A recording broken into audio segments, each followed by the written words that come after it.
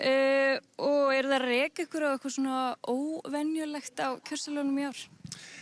Ég get nú ekki sagt það, ekkert óvenjulegt. Það eru svona gætir ýmis afbrigða á kjörseðlunum kannski, þú veist, þar sem að kjósendur eru að merkja eitthvað inn á því miður, því að það gerir nú seðlana oftar en ekki ógilda, en það er ekkert sérstakt í frásögur færandi með svona hvað hefur staðið á þeim.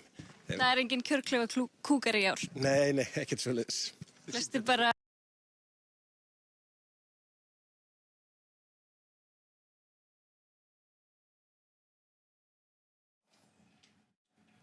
Já, þarna mistu við bara sambandið við Laugardalshöllina, aldrei að vita. Ég veit það ekki.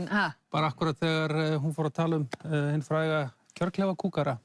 Það er nákvæmlega þannig, en engu að síður þá kom það þarna fram að þetta er búið að ganga næstum því hnökralaust fyrir sig, þessi talning, það sem að verð. Þóttu við vitum ekki nákvæmlega hvað er búið til því mikið. Nei, en hann gaf það nú í skinn þarna að það væri nú kannski ekkert ýkja langt í það að við fengjum frekari tölur úr Reykjavík. Já. Það verður spennandi að sjá hvernig það þróast. Það hefur verið svolítið sveifla í tölum í nokkrum kjördæmum.